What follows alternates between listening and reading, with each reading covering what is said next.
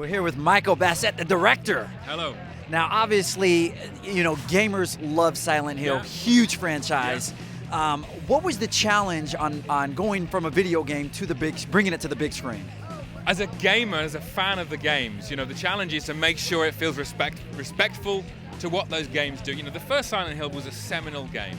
It changed the landscape of survival horror. Yeah. It used sound design and visuals in a way that nobody really been doing before that. So, you know that you're carrying all this heritage with you. Now, I was a fan of the first movie as well. I thought that was one of the best game adaptations there'd been. And so knowing that I was going to step into Christoph Ganzi's shoes, I think they're big shoes to fill. I wanted to make sure there was a great story in the middle of it, that you don't need to have played Silent Hill to understand. You don't need to have seen the first movie to understand. Yeah. It is a sequel. It continues that story, answers some of those questions, asks some new ones as well. But it's making a movie that works as a movie. You know, it's too easy to say, it's a game adaptation. It's nothing. It's not. It's got to work as a movie. You know? Absolutely. And that's the big challenge. I see. Okay, so you kind of talked about how those were big shoes to fill stepping in there. I guess what was it that kind of motivated you to take on, such a role of helming this piece, and what inspired you to do this? Because I'm a horror movie fan. You know, how could you not want to do it? You know, I mean, I made a couple of low-budget horror movies to start with my career. I made Solomon Kane, which is a big fantasy action-adventure picture. And when the producer of that movie was also Samuel Hadida, the producer of this movie, he said, "Do you want to come back to Silent Hill with me?" And I went, "Of course I do. What's not to love?" And the challenge is what you like. Yeah. You know, how are you going to do it? How are you going to bring the monsters to life? How am I going to write the script? How am I going to cast it? How am I going to create this world of Silent Hill as realistically as possible? You know, with using as few computer graphics as possible as well. So it's real. The monsters are real. Yeah. You know, and that's the challenge. And you can't not want to do that. And then make it 3D. Oh yeah. There you go. You got a whole other aesthetic to play with as well. So you know, it's a bunch of different things which sort of come together and say, this is the hardest thing I can do right now. So let's do it. That's what I like, and I like the fact you took the challenge and do that. That's the only way you get stronger. Absolutely. Now, you talked about the graphics and the fact that it's in 3D and stuff.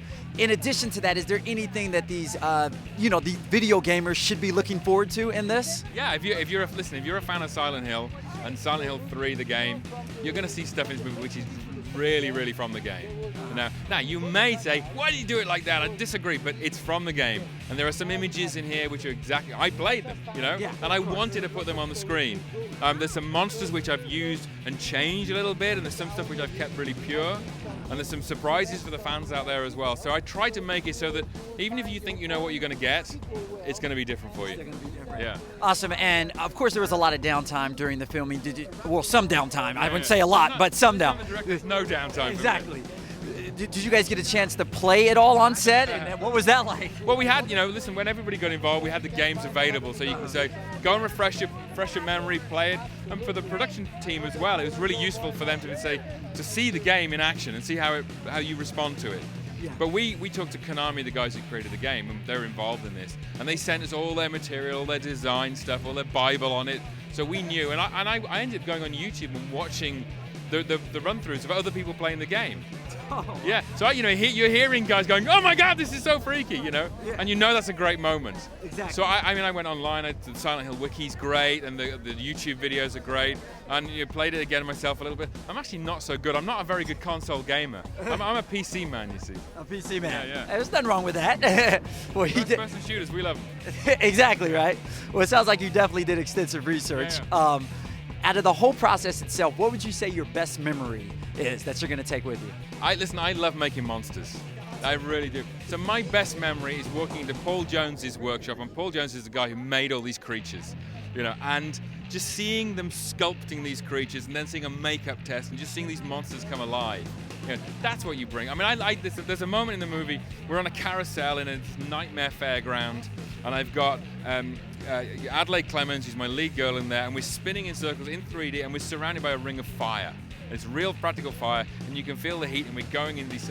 This is great stuff. This is what it's all about. It's the fun of physical filmmaking. Right? Yeah. You're like, they actually pay you to do this, right? Pay me to do it. It's better than a real job.